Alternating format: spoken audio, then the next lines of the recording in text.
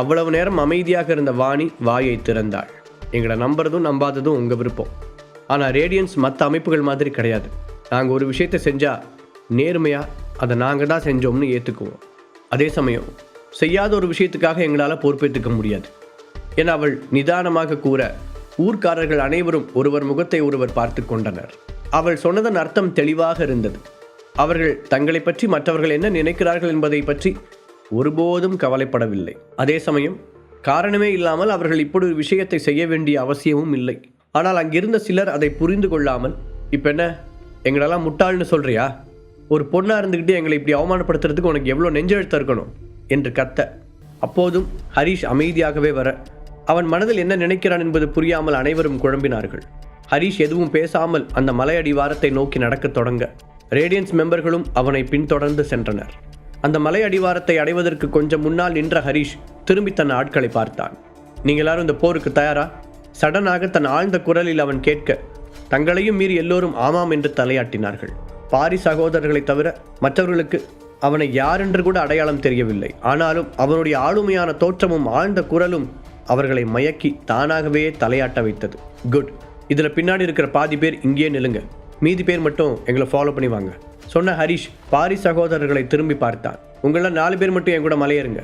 இவங்க எல்லாருமே மலையடிவாரத்திலேயே நிற்கட்டும். நாம மட்டும் நேரடியாக மேலே போய் அந்த கூட்டத்தை அவங்களோட வலையிலிருந்து வெளியே இழுக்கலாம் என ஹரீஷ் கூற, எதற்கு 5 பேர் மட்டும் மலை ஏறலாம் என்று அவன் சொல்கிறான் என்று புரியாவிட்டாலும் ஹரீஷுடைய திட்டத்தை எதிர்த்து கேள்வி கேட்கும் துணிச்சல் பாரிக்கு இல்லை. அதனால் சரி என்று மட்டும் சொன்னான். அது மட்டும் இல்லாமல் ஹரீஷ் என்ன செய்தாலும் சரியாகத்தான் இருக்கும் என்ற நம்பிக்கையும் அவனுக்கு இருந்தது. அதன்பின் கிட்டத்தட்ட 1 மணி நேரம் கடக்க ஒரு வழியாக அவர்கள் எல்லோரும் அந்த மலையடிவாரத்திற்கு வந்து சேர்ந்தார்கள். ஏற்கனவே வலிமை குறைந்த ரேடியன்ஸ் மெம்பர்களை ஹரீஷ் கொஞ்ச தூரத்திலேயே நிறுத்தியிருந்தான். இப்போது அவர்களுடன் வந்தவர்களில் சிலரும் அவ்வளவு தூரம் நடந்ததிலேயே சோர்ந்து போயிருந்தனர். நீங்கள் எல்லாரும் இங்கேயே ரெஸ்ட் எடுங்க. ஜூலி, நீ அவங்கள பார்த்துக்கோ. பாரி, வாணி, சுகுமார், தர்மா, இங்கே 4 பேர் என் கூட வாங்க. ஹரீஷ் சொல்லி கொண்டு இருக்கும் போதே உயரத்திலிருந்து ஏதோ ஒரு கருப்பு பொருள் அவர்களை நோக்கி வர, எல்லாரும் தள்ளிப்போங்க. ஹரீஷ் தன் சக்தி மொத்தத்தையும் திரட்டி கத்தினான். அதோடு அவனும் அந்த இடத்தை விட்டு அதிவேகமாக விலகினான். வந்த வெடிகுண்டு தரையில் மோதி பயங்கரமான சத்தத்துடன் வெடிக்க அந்த இடம் மொத்தமும் புகை சூழ்ந்தது. பாறைகள் வெடித்ததில் கற்கள் பட்டு சிலருக்கு காயங்கள் ஏற்பட்டது. பாம் விழுந்த இடத்தில் தரையில் மிகப்பெரிய பள்ளம் விழுந்திருக்க ஹரீஷ் எச்சரித்த உடனே பலர் அங்கிருந்து விலகி ஓடியிருந்தாலும் ஒரு சிலர் அந்த குண்டுவெடிப்பில் மாட்டிக்கொண்டனர். அவர்களுக்கு பலத்த காயங்கள் ஏற்பட்டிருக்க ஹரீஷும் பாரி சகோதரர்களும் வேகமாக ஓடி வந்து அவர்களை அங்கிருந்து காப்பாற்ற முயற்சித்தனர். மாஸ்டர், இங்கே என்ன நடக்குது? எப்படி நம்ம மேலே திடீர்னு மின்னல் தாக்குச்சு? சுகுமார் புரியாமல் கேட்க, அது மின்னல் இல்லை, யாரோ நம்ம மேலே பாம்பு போடுறாங்க. அநேகமாக அவங்க நம்ம வரதை கண்டுபிடிச்சிட்டாங்கன்னு நினைக்கிறேன். இதை விட அட்வான்ஸான பாம்பை வச்சு தான் நேற்று எங்களோட காரையும் அட்டாக் பண்ணாங்க. பார்க்குறதுக்கு இது சின்ன ஊராக இருந்தாலும் இவங்ககிட்ட இது மாதிரியான ஹைடெக் வெப்பன்ஸ் நிறையா இருக்குதுன்னு நினைக்கிறேன். இதுக்கு மேலே நாம் ரொம்பவே ஜாக்கிரதையாக இருக்கணும். ஒவ்வொரு அடியையும் பார்த்து தான் எடுத்து வைக்கணும் என்றான் ஹரீஷ். ஆமாம், நேற்றுலேருந்து இது 3வது வெடிகுண்டு. இவங்களுக்கு பாம் அவ்வளோ ஈஸியாக கிடைக்குதா என்ன? ஏதோ தீபாவளிக்கு பட்டாசு கொளுத்தி தூக்கி போடுற மாதிரி இப்படி இஷ்டத்துக்கு எல்லா இடத்துலையும் வெடிக்க வைக்கிறாங்க. நான் இது மாதிரிலாம் தெலுங்கு படத்தில் தான் பார்த்துருக்கேன். தர்மா லேசான பயத்துடன் சொல்ல, இங்கே பக்கத்து ஊரில் கல் குவாரிங்க இருக்குது, அதை உடைக்கிறதுக்கு வெடிகுண்டு யூஸ் பண்ணுவாங்க. ஆனால் அது இந்த மாதிரிலாம் கிடையாது. எல்லாமே பவர் கம்மியான நாட்டு வெடிகுண்டு தான். அதனால தான் இவ்வளோ சத்தம் கேட்டும் கூட ஊர்க்காரங்க யாரும் அதிர்ச்சி ஆகலை. அவர்களுடன் வந்த மணிவேலின் ஆள் விளக்கினார். நல்ல வேளையாக அந்த குண்டு வருவதை பார்த்தவுடன் ஹரீஷுடன் சேர்ந்து அவனும் அங்கிருந்து விலகி ஓடியிருந்தான். எல்லாரும் உடனே இங்கிருந்து பின்வாங்குங்க. அடிபட்டவங்களுக்கு நம்ம கிட்ட இருக்கிற ஹெர்பல் மெடிசனை வச்சு ட்ரீட்மெண்ட் கொடுங்க சொன்ன ஹரீஷ் அந்த குழியை எட்டி பார்த்துவிட்டு மீண்டும் ஒரு முறை வானத்தை அண்ணாந்து பார்த்தான். மாஸ்டர் மனசில் என்ன ஐடியா இருக்குது? திரும்பவும் அவங்க நம்மளை குண்டு போட்டு அட்டாக் பண்ணலான்னு அவருக்கு பயம் இல்லையா? சுகுமார் திகைப்புடன் கேட்க, நம்ம மாஸ்டருக்கு அவர் என்ன பண்ணுறாருன்னு நல்லாவே தெரியும். நாம் அவர் என்ன சொல்கிறாரோ அதை மட்டும் செய்வோம். பாரி அவனுக்கு பதில் சொன்னான். அதற்குள் ஜூலியின் மேற்பார்வையில் எல்லோரும் ஹரீஷ் சொன்னபடி செய்ய தயாராகி இருந்தார்கள். அப்போது திடீரென அங்கிருந்து மின்னல் வேகத்தில் விலகி ஓடிய ஹரீஷ் நேராக பக்கத்தில் இருந்த அடர்ந்த காட்டுக்குள் நுழைந்தான். அதை பார்த்த மற்றவர்கள் என்னவென்று புரியாமல் அப்படியே நின்றனர். நான் அந்த கொள்ளக்காரங்களை குறைச்சி எடை போட்டுட்டேன்னு நினைக்கிறேன். தனக்குள் சொல்லிக்கொண்ட ஹரீஷ் காட்டுக்குள் இருந்த ஒரு பாறையின் மீது ஏறி நின்றான். பின்பு கண்களை மூடியவன் அந்த சுற்றுப்புறத்தை உணர தன்னிடம் இருக்கும் சக்தியை பயன்படுத்தினான். ருத்ரவேந்தரிடமிருந்து இது போன்ற சக்தியை எவ்வாறு பயன்படுத்துவதென்று கற்றுக்கொண்டாலும் நிஜ வாழ்க்கையில் அவன் அதை செய்து பார்ப்பது இதுதான் முதல் முறை. அந்த அமைதியான இடத்தில் மனதை ஒருமுகப்படுத்தியவன் ஆழ்ந்த மூச்சை எடுத்து விட்டான். இப்போது ஹரிஷால் தன்னை சுற்றியுள்ள புல் பூச்சிகள் மட்டுமல்ல, மரங்களின் நுட்பமான அசைவுகளையும் கூட உணர முடிந்தது. கொஞ்ச நேரம் அதில் மூழ்கியிருந்தவன் சடனாக கண்களை திறந்தான். கொலைகாரர்களின் மறைவிடம் எங்கே என இப்போது அவனுக்கு சரியாக தெரியும். அவங்க மனசுல ரொம்ப புத்திசாலின்னு நினைச்சிட்டு இருக்காங்க. ஆனா அடுத்து என்ன நடக்க போகுதுன்னு அவங்களுக்கு தெரியாது. ஒரு சிரிப்புடன் சொன்ன ஹரிஷ் தன்னுடைய முழு வேகத்தையும் பயன்படுத்தி சில வினாடிகளில் பழைய இடத்திற்கே ஓடி வந்தான். என்னாச்சு மாஸ்டர்? எதுவுமே சொல்லாம திடீர்னு இங்கிருந்து போயிட்டீங்க. நாங்க என்ன செய்யறதுன்னு தெரியாம திகைச்சு போய் நிக்கிறோம். பாரி அவசரமாக கேட்க ஹரிஷ் தன் முகத்தில் இருந்த சிரிப்பு மாறாமல் அவனை பார்த்தான். அதே நேரத்தில் அந்த மலையின் உச்சியில் கொள்ளைக்காரர்கள் 7 பேரும் வரிசையாக உட்கார்ந்து இருந்தார்கள். அவர்கள் ஒவ்வொருவரிடமும் ஒரு விதமான சக்தி வெளிப்பட்டது. எல்லோரும் சொல்லி வைத்தது போல 6 அடிக்கும் குறைவில்லாமல் இருந்தனர். அவங்க எல்லாரும் யாரா இருக்கும்? அவங்கள நினைச்சா எனக்கு ரொம்ப ஆச்சரியமா இருக்கு. அவங்களுக்கு உண்மையிலேயே நம்மளை அட்டாக் பண்றதுக்கு எங்கிருந்த தைரியம் வந்துச்சு? அந்த 7 பேரில் ஒருவன் கிண்டலாக கேட்க எனக்கு என்னமோ அவங்க டாப் 10 ஆர்கனைசேஷனை சேர்ந்தவங்களா இருப்பாங்களோன்னு தோணுது. அவங்கள தவிர வேற யார்கிட்டையும் இந்த அளவுக்கு ஆள் பலம் இருக்காது. ஆனால் அதை பற்றி நாம் ரொம்ப கவலைப்பட வேண்டிய தேவையில்லை. நாம் பாம்பு போட்டதிலேயே அவங்கள பாதி பேர் இறந்துருப்பாங்க. மீதி பேரும் இந்த இடத்த பார்த்து திரும்பி பயந்து ஓடி இருப்பாங்க. இன்னொருவன் பதிலுக்கு கேலி செய்தான். இல்லை, இவங்க வேற ஒரு புதிய அமைப்பு சேர்ந்தவங்கன்னு கேள்விப்பட்டேன். அந்த அமைப்போட தலைவன் யாருன்னு இப்போ வரைக்கும் யாருக்கும் தெரியாது. அதை ரொம்பவே ரகசியமாக வச்சுருக்காங்க. இப்போ கூட ஹரீஷ்னு ஒருத்தன் தான் அந்த அமைப்பை சேர்ந்தவங்களை இங்கே வரவழைச்சதா நம்ம இன்ஃபார்மர் கிட்ட இருந்து தகவல் வந்திருக்கு. ஆனால் அவங்களால நம்மளை தோக்கடிக்க முடியும்னு எப்படி முட்டாள்தனமாக நினைச்சாங்கன்னு தான் புரியல. அந்த 7 பேரில் அதிக பலம் வாய்ந்தவன் போல தெரிந்த ஒருவன் யோசனையோடு கூறினான். ஆனால் அதை கேட்டு மற்றவர்கள் சத்தமாக சிரித்தனர். அவர்கள் 7 பேரும் அந்த மலையில் தனி ராஜ்யம் நடத்தி கொண்டிருந்த கொள்ளை கூட்டத்தின் தலைவர்கள். பல வருஷங்களாக நிறைய ஊர்களில் பிரச்சனையை ஏற்படுத்தி வந்த அவர்கள் தங்கள் அடையாளங்களை ரகசியமாக வைத்திருந்தனர். அதற்கு பதிலாக இங்கிலீஷ் ஆல்பபெட்டிக் எழுத்துக்களை தங்களை அழைக்கும் பெயர்களாக பயன்படுத்தி கொண்டார்கள். அவர்கள் எல்லோரும் பேசி சிரித்து கொண்டிருந்த போது அந்த கொள்ளை கூட்டத்தைச் சேர்ந்த ஒருவன் பதட்டத்துடன் அங்கே வந்தான். உங்களை தொந்தரவு பண்ணுறதுக்கு மன்னிச்சுக்கோங்க, ஆனால் எதிரி ரொம்ப வேகமாக நம்ம இடத்த நெருங்கிட்டு வரான். வர வழியில் நம்ம ஏற்படுத்தியிருந்த பாதுகாப்பு ஏற்பாடுகள் எல்லாம் அவங்க ரொம்ப ஈஸியாக உடைச்சிட்டு வராங்க. நம்ம ஆளுங்க யாராலையும் அவங்கள தடுக்க முடியல. கிட்டத்தட்ட இந்த மலை உச்சிக்கு பக்கத்தில் அவங்க வந்துட்டாங்க. அந்த அடியாள் சொல்ல 7 பேரும் அதிர்ச்சியுடன் ஒருவரை ஒருவர் பார்த்து கொண்டனர். என்ன, நிஜமாவா? அப்படின்னா நம்ம போட்ட வெடிகுண்டு அவங்களுக்கு எந்த பாதிப்பையும் ஏற்படுத்தலையா? 7 பேரில் நடுவில் இருந்தவன் நம்பிக்கை இல்லாமல் கேட்டான். அது வெடிச்சதன்மோ உண்மைதான், ஆனால் நாம் நினச்ச மாதிரி அவங்க பயந்து பின்வாங்கலை, அங்கேயே தான் இருக்காங்க. அந்த கூட்டத்தில் ஒரு 5 பேர் மட்டும் முதல்ல மேலே வராங்க. அந்த அடியாள் பயந்து கொண்டே சொன்னான். வெறும் 5 பேரா? அவங்க நம்மளை பற்றி அவ்வளோ மோசமாக நினச்சிட்டு இருக்காங்க என்று இன்னொருவன் ஆத்திரத்துடன் கத்த மற்ற 6 பேரும் அவனை அமைதிப்படுத்தினார்கள். நீங்கள் எல்லாரும் இங்கே இருங்க, நான் முதல்ல போய் அது என்னன்னு பார்த்துட்டு வரேன். அவர்களில் கியூ என்று அழைக்கப்படுபவன் பக்கத்தில் இருந்த தன்னுடைய பெரிய வாளை எடுத்துக்கொண்டு அவர்களுடைய அந்த சீக்ரெட் பிளேஸை விட்டு வெளியே வந்தான். அதற்குள் ஹரிஷின் திட்டப்படி ஜூலி தலைமையிலான ரேடியன்ஸின் மெம்பர்கள் அந்த மலையின் அடிவாரத்தை சுற்றி வளைத்திருந்தார்கள். மேலே இருந்து தப்பித்து ஓடி வருபவர்கள் எந்த பக்கமும் ஓட முடியாதபடி அவர்கள் நெருக்கமாக ஒரு சுவரை உருவாக்கியிருந்தார்கள். அவர்கள் ஒவ்வொருவருடைய கைகளிலும் அவர்களுடைய திறமைக்கு தகுந்தவாறு ஆயுதங்கள் கொடுக்கப்பட்டு இருந்தது. அதே நேரத்தில் ஹரீஷின் தலைமையிலான அந்த 5 பேரும் வழியில் இருந்த கொள்ளைக்காரர்களின் ஆட்களை ரொம்பவே ஈஸியாக தாக்கிவிட்டு முன்னேறி கொண்டு இருந்தார்கள். இப்போ தான் நம்ம ரொம்ப கவனமாக இருக்கணும். இந்நேரம் நம்ம மேலே வர நியூஸ் அவங்களுக்கு போயிருக்கும். எந்த பக்கத்தில் இருந்து வேணாலும் நம்ம மேலே அட்டாக் நடக்கலாம். ஸோ ஒவ்வொரு செகண்டும் நமக்கு முக்கியம். எச்சரித்த ஹரிஷ் சுற்றிலும் பார்வையை ஓட்டியபடி முன்னால் நடந்தார். புரியுது மாஸ்டர், ஆனால் நீங்கள் பக்கத்தில் இருக்கும்போது எங்களுக்கு எந்த பயமும் இல்லை, தர்மா சொல்ல மற்ற 3 பேரும் அதை ஆமோதித்தனர். இங்கே இருக்கிற வரைக்கும் என்னை மாஸ்டர்னு கூப்பிடாதீங்கன்னு சொல்லியிருக்கேன்ல, நீங்கள் சாதாரணமாக ஹரிஷ்னே கூப்பிடுங்க என்று சொன்னபடி நடந்த ஹரிஷ் டக்கென்று நடப்பதை நிறுத்திவிட்டு நின்றான். திடீரென ஒரு சிறிய ஒளிக்கதிர் அவர்களுக்கு முன்னால் பறப்பது போல இருந்தது. என்னது, பட்ட பகல்ல நட்சத்திரம் தெரியுமா என்ன? தர்மா தன் நெற்றியை தேய்த்தபடி ஆச்சரியப்பட்டான். அது நட்சத்திரம் இல்லை, ஒரு பளபளப்பான வாள் அவர்களை நோக்கி பறந்து வந்தது என்பதை கண்டுபிடிக்க சில நொடிகள் ஆனது. எல்லாரும் உடனே ஓடி ஒளிஞ்சுக்கோங்க, சத்தமாக கத்திய ஹரிஷ் சட்டென்ற அந்த வாளிடமிருந்து விலகி நின்றான். அதிவேகமாக வந்த அந்த வாள் தரையில் குத்தி நிற்க அதன் 2 பக்கங்களும் நேர்கோடு போல மலையில் விரிசல் உருவானது. நீங்களாம் யாரு? எங்கிருந்து வந்தீங்க? எங்கள் எல்லைக்குள்ளே வந்து எங்களை அட்டாக் பண்ணி தோக்கடிச்சிடலான்னு நினச்சிங்களா? கேட்டபடி அங்கே வந்த கியூ தரையில் குத்தி இருந்த வாளை மீண்டும் உருவினான். ஒரு வழியாக நம்ம கத்திக்கு தகுதியான ஒருத்தன் வந்திருக்கான். பாரி அந்த கொள்ளைக்காரனை உற்று பார்த்தபடி முணுமுணுத்தான். அதே இடத்தில் நின்று கொண்டிருந்த ஹரிஷ் தன் கையை அசைத்து அவர்கள் 4 வெளியே வரச் சொன்னான். இவன் கூட மோதுறதுக்கு யார் தயாராக இருக்கீங்க? சட்டையில் இருந்த தூசியை தட்டியபடி ஹரிஷ் கேட்க, நாங்கள் எல்லாருமே ரெடியாக தான் இருக்கோம். 4 பேரும் ஒரே நேரத்தில் முன் வந்தனர். என் கூட சண்டை போட துணிஞ்சவங்க மரணத்தை தேடி அவங்களா போகிறாங்கன்னு அர்த்தம். அதுவும் உங்களை மாதிரி எறும்புகள் எல்லாம் என் முன்னாடி நிற்கக்கூட முடியாது. கர்ஜித்த கொள்ளைக்காரன் சண்டைக்கு தயாராக கத்தியை சுழற்றினான்.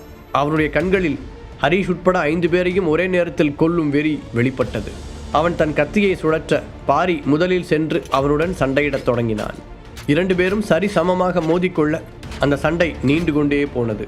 இது வேலைக்காகாது என்று முடிவெடுத்த ஹரிஷ் வாணியை பார்க்க அவளும் அந்த சண்டையில் இணைந்து கொண்டாள். பாரியின் இணையாக வாணியும் அந்த கொலைகாரன் ஒரே நேரத்தில் இருவரையும் சமாளிக்க முடியாமல் திணறினார். ஒரு கட்டத்தில் அவர்களை விட்டு விலகி ஒரு மரத்தின் மீது ஏறிய கொள்ளைக்காரன் வினோதமான ஒரு சத்தத்தில் கத்தத் தொடங்கினான். அது அந்த மலையையே ஒரு உலுக்கு உலுக்கியது. ஹரிஷும் மற்றவர்களும் காதுகளை பொத்திக் கொள்ள கீழே நின்று கொண்டிருந்தவர்களில் பலவீனமாக இருந்தவர்கள் அந்த சத்தத்தை தாங்க முடியாமல் மயங்கி விழ ஆரம்பித்தார்கள். அவர்களின் தலைக்குள் ஏதோ ட்ரெயின் ஓடுவதைப் போல இருந்தது. இவங்களுக்கு சத்தத்தை வச்சு அட்டாக் பண்ண கூட தெரியுமா? தனக்குத்தானே சொல்லிக்கொண்ட ஹரிஷ் அவனை சமாளிக்க பென்டகன் மெத்தடை ஃபாலோ பண்ணுங்க என்று 4 பார்த்து உத்தரவிட்டான். கத்தி முடித்துவிட்டு மரத்திலிருந்து நிதானமாக இறங்கிய கொள்ளைக்காரன் அவர்கள் 5 பேரும் கொஞ்சம் கூட அசராமல் நிற்பதை பார்த்து ஒரு நிமிடம் உள்ளுக்குள் கலங்கினாலும் அதை வெளியில் காட்டிக்கொள்ளாமல் அவர்கள் பக்கத்தில் வர ஹரிஷை தவிர 4 பேரும் அவனை சுற்றி வட்ட வடிவத்தில் நின்றனர். ரேடியன்ஸ் தொடங்கப்பட்ட போது ஹரிஷ் முதலாக அவர்களுக்கு கற்றுக் கொடுத்த டெக்னிக் அது. நீங்கள் என்னதான் பயம் காட்டினாலும் உங்களோட இந்த சீன்லாம் என்கிட்ட வேலை செய்யாது. சொல்லியபடி அந்த கொள்ளைக்காரன் தன் வாளை புயல் வேகத்தில் சுழற்ற இதை எதிர்பார்த்திருந்த 4 நேராக அவனை அட்டாக் செய்யாமல் பக்கவாட்டில் இருந்து அவன் மீது ஒரே நேரத்தில் கத்தியை வீசினார்கள். தன்னுடைய சத்தத்திற்கு அவர்கள் பாதிக்கப்படாத போதே சண்டை பயிற்சியையும் தாண்டி அவர்களுக்குள்ளும் தன்னைப் போலவே ஏதோ ஒரு சக்தி இருப்பதை அந்த கொள்ளைக்காரன் புரிந்து கொண்டான். அதிலேயே அவன் கொஞ்சம் தளர்ந்து போயிருந்தான். அந்த பயத்தில்தான் தன்னுடைய வாளை கொஞ்சம் கூட நிதானம் இல்லாமல் அவ்வளவு வேகமாக சுழற்றினான். அவன் 5வது நிலையை கடந்த நிபுணனாக இருந்தபோதும் தன் முன்னால் இருந்த 4 அவனால் ஒரே நேரத்தில் சமாளிக்க முடியவில்லை என்பதுதான் ஒரு வகையில் உண்மை. அவனை சுற்றி நின்ற 4 பேரும் அதை தடுக்காமல் பக்கவாட்டில் இருந்து கத்தியை வீசியதால் அவனுடைய உடலில் கீறல்கள் ஏற்பட்டதுடன் இரத்தமும் வெளியேறத் தொடங்கியது. அவன் எதிர்பார்க்காத நொடியில் தன் வாளை வீசி அவனுடைய வாளை பாரி தட்டிவிட அதே நேரத்தில் வாணி தன் கையில் இருந்த கத்தியை அவனுடைய கழுத்தில் இறக்கியிருந்தாள். வேண்டாம், அவனை கொல்லாதீங்க, அவளை தடுக்கும் நோக்கத்தில் ஹரிஷ் கத்த அதற்குள் வாணியின் கத்தி அந்த கொள்ளைக்காரனுடைய கழுத்து தசையை கிழித்திருந்தது. அவன் 5வது நிலையை கடந்த நிபுணனாக இருந்தபோதும் தன் முன்னால் இருந்த 4 அவனால் ஒரே நேரத்தில் சமாளிக்க முடியவில்லை என்பதுதான் ஒரு வகையில் உண்மை. அவனை சுற்றி நின்ற 4 பேரும் அதை தடுக்காமல் பக்கவாட்டில் இருந்து கத்தியை வீசியதால் அவனுடைய உடலில் கீறல்கள் ஏற்பட்டதுடன் இரத்தமும் வெளியேறத் தொடங்கியது. அவன் எதிர்பார்க்காத நொடியில் தன் வாளை வீசி அவனுடைய வாளை பாரி தட்டிவிட அதே நேரத்தில் வாணி தன் கையில் இருந்த கத்தியை அவனுடைய கழுத்தில் இறக்கியிருந்தாள். வேண்டாம், அவனை கொல்லாதீங்க, அவளை தடுக்கும் நோக்கத்தில் ஹரிஷ் கத்த அதற்குள் வாணியின் கத்தி அந்த கொள்ளைக்காரனுடைய கழுத்து தசையை கிழித்திருந்தது. அதன் முடிவில் வாணி அந்த கொலைகாரனுடைய கழுத்தில் கத்தியால் குத்த அவனுடைய சதை கிழிந்தது. அது அவனுடைய உயிரை எடுக்கும் அளவுக்கு ஆழமாக இல்லை என்பதால் கொஞ்சம் தடுமாறி அந்த கொள்ளைக்காரன் மீண்டும் நேராக நின்றான். நீங்கள் 4 பேர் சேர்ந்து என் ஒருத்தர் அட்டாக் பண்ணுறீங்க, இதை நினச்சா உங்களுக்கே வெக்கமா இல்லையா?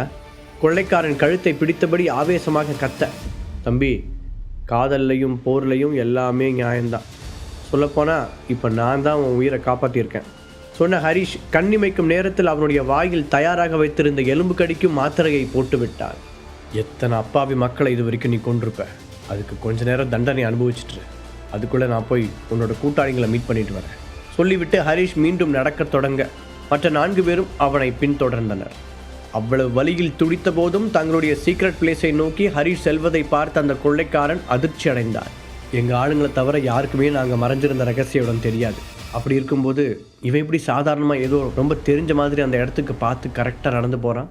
அந்த கொள்ளைக்காரன் நம்ப முடியாமல் ஹரிஷை பார்த்து கொண்டிருந்த போதே அவன் உடம்பு முழுவதும் லட்சக்கணக்கான எறும்புகள் கடிப்பதைப் போல வலி பரவத் தொடங்கியது. அவன் தன்னையும் மீறி தரையில் விழுந்து உருள ஆரம்பித்தான். இதற்கிடையில் ஹீலிங் ஆர்ட்ஸ் காலேஜில் இருந்த ஆஃபீஸ் ரூமில் நாதனும் சத்யனும் எதை பற்றியோ தீவிரமாக விவாதித்து கொண்டிருந்தனர். எல்லா பெரிய தலைவர்களும் அவங்க இடத்துக்கு திரும்பி போயிட்டாங்களா? கையில் இருந்த கப்பில் காஃபியை ஊற்றியவாறே நாதன் கேட்க சத்யன் ஆமாம் என்று தலையாட்டினான். முதல் நாள் இரவு முழுவதும் நடந்த கூட்டத்தில் பரபரப்பான விவாதங்கள் நடைபெற்றிருந்தது. எப்போ நாம் இன்ஃபார்ம் பண்ணாலும் உடனே அவங்களோட ஆளுங்க மொத்தத்தையும் சென்னைக்கு அனுப்பணும்னு தான் அவங்ககிட்ட ஃபைனலாக சொல்லி அனுப்பியிருக்கேன் சார்.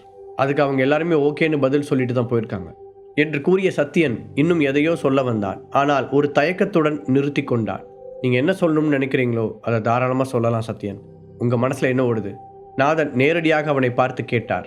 சத்யன் ஒரு நீண்ட பெருமூச்சை எடுத்து விட்டு ஹரிஷ் இந்த தடவை ஒரு பெரிய சிக்கலில் மாட்டிக்கிட்டு இருக்கான்னு எனக்கு தோணுது. மோகன் ஃபேமிலியை சேர்ந்த முக்கியமான ஒரு ஆள் ஹரிஷை ஃபாலோ பண்ணிக்கிட்டு சிவகங்கைக்கு போயிருக்கிறதா கேள்விப்பட்டேன்.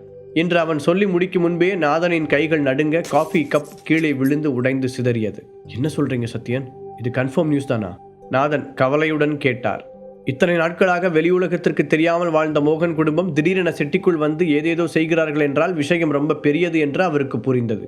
நாமே இதை பற்றி முன்னாடியே யோசிக்கல. பின்னாக்கள் அமைப்பு திரும்பவும் வருதுன்னா அப்போ மோகன் ஃபேமிலியும் வெளியே வரத்தானே செய்வாங்க. இதில் ஆச்சரியப்படுறதுக்கு எதுவும் இல்லைன்னு தான் நான் நினைக்கிறேன். சத்யன் சொல்ல, ஒரு வகையில் நீங்கள் சொல்கிறதும் சரிதான். ஆனால் அவங்க எதுக்காக ஹரிஷை ஃபாலோ பண்ணி சிவகங்கைக்கு போகணும்? அப்போ அவங்களுக்கு தேவைப்படுற ஏதோ ஒன்று ஹரிஷ் கிட்ட இருக்குன்னு நான் நினைக்கிறேன். நாதனும் பதிலுக்கு யோசனையுடன் கூறினார். இருக்கலாம். பினாக்களுக்கு எதிராக நிற்கிறதுனால மோகன் ஃபேமிலியை நாம் நல்லவங்கன்னு முழுசாக நம்பிட முடியாது. அவங்களோட உண்மையான நோக்கம் என்னங்கிறது நமக்கு இது வரைக்கும் தெரியாது. ரொம்ப வருஷமாக அவங்க நம்ம கூடலாம் எந்த கான்டாக்டுமே வச்சுக்கல. ஆனால் நான் விசாரித்து தெரிஞ்சுக்கிட்ட வரைக்கும் ரகசியமாக அவங்க குடும்பத்தோட பலத்தை அதிகப்படுத்துறதுக்கு நிறைய பயிற்சிகளை தொடர்ந்து செஞ்சுருக்காங்க. இப்போ ஹரிஷை கூட அந்த மாதிரி ஏதோ ஒரு காரணத்துக்காக தான் தேடுறாங்கன்னு நினைக்கிறேன். சத்யன் கிட்டத்தட்ட சரியாக கணித்தான். ஒருவேளை நம்ம டாப் 10 ஆர்கனைசேஷன் மாதிரியே ஹரிஷ் கிட்ட இருக்கிற பவர்ஃபுல் ஃபார்முலாவை தேடி கூட அவங்க அங்கே போயிருக்கலாம். இப்போ அவனுக்கு தெரிஞ்ச அந்த ஃபார்முலா தான் எல்லார் கண்ணையும் உறுத்துது. சத்யன் போட்ட கோட்டில் நாதன் ரோடே போட்டார். உடனே அந்த ஆஃபீஸ் ரூம் அமைதியானது. நாதன் சொன்னதில் இருந்த உண்மையை உணர்ந்த சத்யன் லேசாக தலையை மட்டும் ஆட்டினான். முன்பிருந்ததை விட இப்போது நிலைமை இன்னும் சிக்கலாகி விட்டதை அவர்கள் இருவரும் உணர்ந்தனர். இந்த ஹரிஷ் ஏன் இத்தனை பிரச்சனைகளை உருவாக்கி இருக்கிறான்? முதல்ல ராஜேஸ்வரன் ஃபேமிலிக்கும் அவனுக்கும் இடையில பிரச்சனை ஏற்பட்டுச்சு. அப்புறம் இதில் யூனியன் உள்ள வந்ததுனால அவங்களுக்கும் ஹரிஷுக்கும் இடையில பெரிய பகை வந்துச்சு. அந்த பகை ஹீலிங் ஆர்ட்ஸ் காலேஜையும் சேர்த்து பாதிச்சது. இப்போ என்னடானா அந்த மோகன் குடும்பம் எதுக்காகவோ அவனை தீவிரமாக தேடுறாங்க. ஏற்கனவே ஹரிஷால நேற்று வந்த கூட்டத்துக்கு வந்த ரேணுபிரியாவும் சாயாதேவியும் சத்யன் கூட கிட்டத்தட்ட சண்டை போடுற நிலைமைக்கு போயிட்டாங்க. இப்போ போதாததுக்கு மோகன் குடும்பத்தையும் அவன் எதிர்த்து நின்னா ஹீலிங் ஆர்ட்ஸ் காலேஜ் யார் பக்கத்தை தேர்ந்தெடுக்கும்? இதையெல்லாம் யோசித்த நாதனுக்கு குழப்பத்தில் தலைவலிப்பது போல இருந்தது. நாம் அவனை பாதுகாக்கணும்னு நினச்சா அவன் தன்னை சுற்றி எதிரிகளை அதிகப்படுத்திக்கிட்டே போகிறான். ஏற்கனவே டாப் 10 ஆர்கனைசேஷனில் இருக்கிற நம்மளை தவிர எல்லாருமே அவன் மேலே கோவமாக தான் இருக்காங்க. இந்த சிச்சுவேஷனில் நாம் என்ன முடிவெடுக்கிறது? அவர் மனதில் நினைத்ததை படித்தது போல கேட்டான் சத்யன். இப்போ நம்ம 2 பேரில் யாரோ ஒருத்தர் அங்கே அதான் சிவகங்கைக்கு நேரடியாக போய் தான் ஆகணும் போல நாதன் கூற சத்யனுக்கும் அதுதான் சரி என்று பட்டது. அவர்கள் இருவரும் மீண்டும் யோசனையில் ஆழ்ந்தனர். இன்னொரு பக்கம் அந்த மலையை சுற்றிலும் 300க்கும் மேற்பட்ட ரேடியன்ஸின் மெம்பர்கள் நிற்க ஹரிஷின் சிக்னலுக்கு பிறகு அவர்களில் ஒரு பகுதி மலை மீது ஏறத் தொடங்கினார்கள். ஏற்கனவே ஹரிஷும் மற்றவர்களும் இடையில் இருந்த தடைகளை எல்லாம் அகற்றிவிட்டதால் அவர்களின் மெம்பர்கள் எந்த தடங்களும் இல்லாமல் மேலே ஏறி வந்தார்கள். நினைத்ததை விடவே சீக்கிரமாக அவர்கள் மலை உச்சிக்கு வந்துவிட கொள்ளைக்காரர்களின் ரகசிய மறைவிடத்தில் முன்னால் நின்ற ஹரிஷ் அதை சுற்றி வளைக்கச் சொல்லி தன் ஆட்களுக்கு கண்ணை காண்பித்தார். என்ன, நம்ம ஆளு போய் ரொம்ப நேரமாச்சு, இன்னும் எந்த தகவலையும் காணும்? உள்ளே இருந்த 6 பேரில் ஒருவன் கேட்க, ஆமாம், வெளியில் கூட ஒரு வித்தியாசமான அமைதி இருக்கிற மாதிரி தோணுதில்ல, நம்ம ஆளுங்க நடமாடுற சத்தம் கூட கேட்கல. இன்னொருவன் சந்தேகத்துடன் பதில் சொன்னான். அந்த இடத்திற்குள்ளும் அவர்களுடைய ஆட்கள் கொஞ்சம் பேர் இருக்க வெளியில் இருந்த அடியாட்களை ரேடியன்ஸின் மெம்பர்கள் ஏற்கனவே அடித்து போட்டு இருந்தார்கள். அந்த 6 பேரும் மெதுவாக வெளியே வர அந்த குகைக்கு நேராக நின்றிருந்த ஹரிஷ் ஒரு கிண்டலான சிரிப்பை வெளிப்படுத்தினார். உங்கள் 6 பேரையும் ஒரே நேரத்தில் மீட் பண்ணதில் ரொம்ப சந்தோஷம், அவன் சொல்ல தங்கள் குகையை சுற்றி நின்றிருந்த ஆட்களை பார்த்து 6 பேரும் சிலையாக உறைந்து போனார்கள். இதுவரை அவர்களுடைய ரகசிய இருப்பிடத்தை யாருமே கண்டுபிடித்ததில்லை. அந்த அளவிற்கு மறைவான இடம் அது. அதை எப்படி அவர்கள் கண்டுபிடித்தார்கள் என்று எவ்வளவு யோசித்தும் அவர்களுக்கு புரியவே இல்லை. அதிலும் ஹரிஷ் அவர்களை கிண்டல் செய்ததை பார்த்து 6 பேரும் கோபத்தில் பல்லை கடித்தனர். நீ யாருன்னு எங்களுக்கு தெரியல, அநேகமாக நீ தான் ஹரிஷா இருக்கணும்னு நினைக்கிறேன். உண்மையிலே நீ ஒரு வீரந்தாங்கிறத நாங்கள் ஒத்துக்கிறோம். ஏன்னா இந்த மலையில் பாதி தூரத்தை தாண்டி யாரும் இது வரைக்கும் மேலே வந்ததே இல்லை. அதுவும் நாங்கள் இங்கே வந்ததுக்கப்புறம் நீயும் உன்னோட ஆளுங்களும் தான் ஃபஸ்ட் டைமாக இங்கே வந்திருக்கீங்க. ஆமாம், உங்களை தேடி வந்த எங்களோட ஆள் என்னானா? 6 பேரில் 2ஆவதாக நின்று கொண்டு இருந்தவன் ஹரிஷை பார்த்து கேட்டார். ஓ, நீங்கள் அந்த நீளமான வால் வச்சுக்கிட்டு இருந்த பையனை பற்றி கேட்குறீங்களா என்று அலட்சியமாக பதில் கேள்வி கேட்ட ஹரிஷ் ஒரு நிமிடம் அவன் தரையில் உருண்டு துடித்து கொண்டிருப்பதை கற்பனைகள் நினைத்து பார்த்துவிட்டு, அவன் இந்நேரம் தன்னோட வாழ்க்கையை முடிச்சுக்கலான்னு முடிவெடுத்திருப்பான்னு நினைக்கிறேன் என ஒரு போலியான வருத்தத்துடன் கூறினார். என்ன சொல்கிற, எங்களோட ஆளை கொண்டுட்டியா? ஆத்திரத்துடன் கேட்டுக்கொண்டே ஒருவன் வேகமாக ஹரிஷை நோக்கி முன்னால் வந்தான். அப்படியா சொன்னேன்? இல்லையே, உங்களோட கூட்டாளி அவனா தன்னோட வாழ்க்கையை முடிச்சுக்கிட்டா அதுக்கான முழு பொறுப்பும் அவனை சேர்ந்தது தான். நான் சும்மா அவனுக்கு சின்னதாக ஒரு விளையாட்டு காட்டினேன், அவ்வளோதான். ஹரிஷ் கொஞ்சம் கூட அசராமல் ஒரு கேலி சிரிப்புடன் பதில் சொன்னான். உடனே முன்னால் வந்த கொள்ளைக்காரன் கொதித்தெழுந்து ஆவேசத்துடன் ஒன்ன என்று தாவி கொண்டு வர சட்டென்று பாரி அவர்களுக்கிடையில் குறுக்கே வந்தான். தன்னுடைய கத்தியை அந்த கொள்ளைக்காரனை நோக்கி நீட்டியவன், அவர் எங்களுக்கு ரொம்ப முக்கியமானவர், ஸோ கொஞ்சம் மரியாதையாக நடந்துக்கும், இல்லைனா உன் தலை கழுத்தில் இருக்காது என்று எச்சரித்தார். நீ யாரா சின்ன பையன், எங்கள் கூட வச்சு பார்க்கும்போது அவனே சுண்டக்க மாதிரி தான் இருக்கான், அவனுக்கு நாங்கள் பயப்படணுமா? நக்கலாக கேட்டபடி இன்னொருவனும் முன்னால் வந்தான். அதிலும் தங்களுடைய கூட்டாளிக்கு நடந்ததை ஹரிஷ் விவரித்த விதத்தில் அவர்கள் 6 பேரும் ஹரிஷின் மீது கிட்டத்தட்ட கொலை வெறியில் இருந்தனர். என்னதானே உங்கள் முன்னாடி ஒன்றுமே இல்லைன்னு இப்போ சொன்னீங்க, அப்போ ஒன்று பண்ணலாம், நாம் மட்டும் நேருக்கு நேர் மோதலாம், நம்மளோட ஆளுங்க எல்லாரும் விலகி நிற்கட்டும். ஹரிஷ் கர்ஜிப்பதை போல சொல்ல அவனுடைய அந்த தைரியத்தை பார்த்து அந்த கொள்ளைக்காரர்களே ஒரு நிமிடம் அரண்டு போய்விட்டார்கள். ஏற்கனவே தங்களுடைய மெம்பர்களில் சிலருக்கு பலத்த காயம் ஏற்பட்டு இருக்க இதற்கு மேலும் அவர்கள் யாரும் பாதிக்கப்படுவதை ஹரிஷ் விரும்பவில்லை. அவன் திரும்பி பார்க்க ரேடியன்ஸ் மெம்பர்கள் எல்லோரும் சற்று பின்வாங்கி தங்களுக்கு நடுவில் ஒரு பெரிய வெற்றிடத்தை உருவாக்கினார்கள். அதே நேரத்தில் அவனுக்கு பக்கத்தில் நின்ற பாரியும் அவனுடைய உடன்பிறப்புகளும் ஹரிஷ் சார் என்று ஒரே நேரத்தில் சத்தம் எழுப்பினார்கள். உங்களுக்கு ஒரு தடவை தனியாக சொல்லணுமா? நீங்களும் பின்னாடி விலகி போங்க, நானே அவங்கள கவனிச்சுக்கிறேன். ஹரிஷ் ஆர்டர் போடுவதைப் போல சொல்ல அவர்கள் அதை மீற முடியாமல் திணறினார்கள். இல்லை சார், என பாரி மீண்டும் ஏதோ சொல்ல வர ஹரிஷ் அவனை திரும்பிய ஒரே ஒரு பார்வை மட்டும்தான் பார்த்தான். பாரி அதற்கு மேல் எதுவும் பேசாமல் அப்படியே அமைதியாக தலை குனிந்து ஒதுங்கி கொண்டான். ஹரிஷ் அப்படி சொன்னதற்கு ஒரு காரணம் இருந்தது. இதுவரை பவர்ஃபுல்லான ஆட்களுடன் தனியாக மட்டுமே சண்டை போட்டவன் ஒரே நேரத்தில் அந்த 6 பேருடனும் போரிட்டு தன்னுடைய பலத்தின் அளவை சோதிக்க விரும்பினான். டே சின்ன பயலே, நீ என்னமோ அந்த கூட்டத்தோட தலைவன் மாதிரியே ஆக்ட் கொடுக்குற, அவனுங்களும் நீ ஒரு பார்வை பார்த்த உடனே அப்படியே பம்புறானுங்க. உண்மையை சொல்லு, ஒருவேளை நீ தான் அந்த கூட்டத்தோட தலைவனா? ஆனால் அது எப்படி இருக்க முடியும்? ஒருவன் ஆராய்ச்சி பார்வையோடு கேட்க, இப்போ அதை கண்டுபிடிச்சு நாம் என்ன பண்ண போகிறோம்? நம்மளோட கியூவை அவன் கொண்டிருக்கான், அவனுக்கு இந்த இடத்திலேயே உயிரோட சமாதி கட்டினாதான் என்னோட ஆத்திரம் அடங்கும். இன்னொருவன் சீறிக்கொண்டு வந்தான். மீதி இருந்த 4 பேரும் அவர்களுக்கு பக்கத்தில் வந்தனர். அவர்கள் 7 பேரும் கொள்ளை கூட்டத்தின் தலைவர்கள் என்று பெயர் பெற்றிருந்தாலும் ஒரு துன்பகரமான வாழ்க்கையைத்தான் வாழ்ந்து வந்தார்கள். சின்ன வயதில் எங்கெங்கோ பிறந்து அனாதைகளாக கஷ்டப்பட்ட அவர்கள் 7 பேரையும் விதி ஒரு கட்டத்தில் ஒன்றாக சேர்க்க கடந்த பல வருடங்களாக உடன்பிறந்த சகோதரர்களைப் போலத்தான் பழகினார்கள். தங்களுடைய வலிமையை பலப்படுத்திக் கொள்ள பல்வேறு பயிற்சிகளை மேற்கொண்டு 5வது நிலை வரை கடந்த அவர்கள் 7 பேரும் எந்த சூழ்நிலையிலும் ஒருவரை விட்டு ஒருவர் பிரியாமல் இருந்தனர். அதே நேரத்தில் அவர்கள் தங்களது சக்தியை எந்த அளவுக்கு அதிகப்படுத்தி கொண்டாலும் கடைசியில் சம்பளம் பெறும் வாடகை கொலைகாரர்களாக மட்டுமே பார்க்கப்பட்டனர். ஒரே வார்த்தையில் சொல்ல வேண்டுமென்றால் அவர்கள் ஒரு கூலிப்படையினர். மேலும் அவர்களது சேவைகள் தேவைப்படும் போது பணத்தை தூக்கி போட்டு பயன்படுத்தி கொள்ளும் பெரும் பணக்காரர்கள் மிச்ச நேரத்தில் அவர்களை இழிவாகத்தான் பார்த்தனர். ஆனால் இந்த 7 பேரும் தான் ஒருவருக்கொருவர் உறுதுணையாக இருந்தனர். இப்போது அவர்களில் ஒருவன் ஹரிஷால் கொல்லப்பட்டதை அறிந்தபோது அவர்களின் கோபம் எல்லை கடந்து சென்றிருந்தது. அவர்கள் நிச்சயம் ஹரிஷை சும்மா விடப் போவதில்லை. இப்படியே பேசிட்டு எவ்வளோ நேரம் டைம் வேஸ்ட் பண்ண போகிறீங்க? சீக்கிரம் ஒரு முடிவுக்கு வாங்க. உங்ககிட்ட நிஜமாகவே ஏதாவது டேலண்ட் இருந்தால் அதை தாராளமாக என்கிட்ட காட்டலாம். ஏன்னா நான் சீக்கிரமாக உங்களுக்கு ஒரு முடிவு கட்டிட்டு என் ஆளுங்களை நைட் டின்னருக்கு கூட்டிகிட்டு போகணும். ஹரிஷ் பொறுமையின்றி தன் ஒற்றை விரலால் அவர்களை அழைத்தான். அதற்கு மேல் அந்த கொள்ளைக்காரர்கள் வரிசையில் முதலில் நின்றவனால் பொறுத்து கொள்ள முடியவில்லை. அவன் தன் முதுகில் இருந்த பெரிய வாளை எடுத்துக்கொண்டு ஹரிஷை நோக்கி நடந்தபோது தன்னுடைய வாளின் நுனியை தரையில் இழுத்தான். அதனால் அவன் நடந்து வந்த பாதையில் நீளமாக ஒரு தீ பொறி கிளம்ப தரையில் இருக்கின்ற இந்த குப்பைகள் எல்லாம் தீ பற்றி எரியத் தொடங்கியது. அதை பார்த்ததும் ஹரிஷின் முகத்தில் ஒரு குறும்பு சிரிப்பு வந்தது. அவன் ரொம்ப நாட்களாக பயன்படுத்தாமல் வைத்திருந்த வாளை வெளியில் எடுத்தான். ஹீலிங் ஆர்ட்ஸ் காலேஜில் நடந்த போட்டிக்கு பிறகு அவன் அந்த வாளை பயன்படுத்தும் வாய்ப்பு கிடைக்கவே இல்லை. இன்றைக்கு அதற்கான ஒரு நல்ல சான்ஸ் கிடைத்ததை நினைத்து அவன் உள்ளுக்குள் சந்தோஷப்பட்டான்.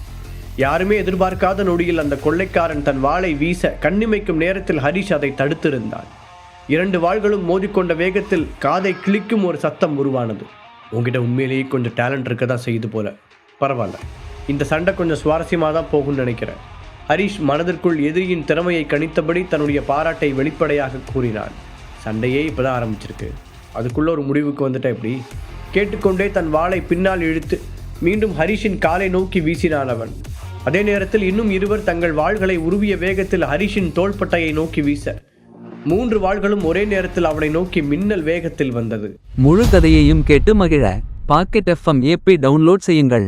லிங்க் டிஸ்கிரிப்ஷனில் கொடுக்கப்பட்டுள்ளது.